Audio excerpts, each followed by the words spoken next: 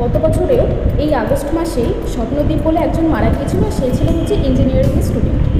আর এবছরে ওই আগস্ট মাসে একজন ডাক্তারি পড়ুয়া মারা গেল ধর্ষণ।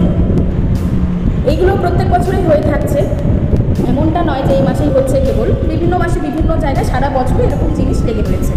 মেয়েদের কোনো নিরাপত্তা নেই, আগেও ছিল না, এখনও নেই, জানি না ভবিষ্যতে হবে কি না।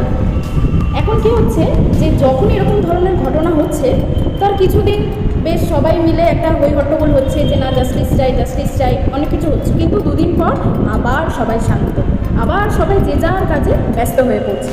কিন্তু যে চলে গেল সেই জানে যে সে কীভাবে গেল, আরেকজন জানে, তার মা জানে, যার কাছে সে খুব প্রিয় ছিল।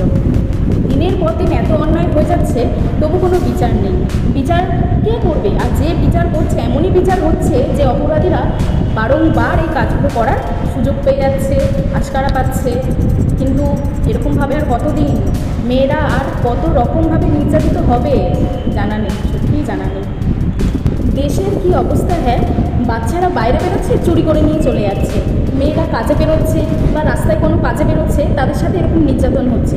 তাহলে করবেটা কি? তুমি কোথাও সেফ নয়, না বাড়িতে সেফ না বাইরে সেফ, কোথাও তুমি সেফ নও। ইভেন এই ঘটনাগুলো করার পর অপরাধীরা বলছে মানে আমাকে শাস্তি দিন, আমাকে মেরে ফেলুন, আমার কোনো যায় আসে না। তার মানে ভাবুন এদের অপরাধ বোধটা কোথায়। যে এমনটাও নয় যে এরা কী বলবো, মানে এরা যে অনুতপ্ত বোধ করছে তার তো লেশ মাত্র নেই।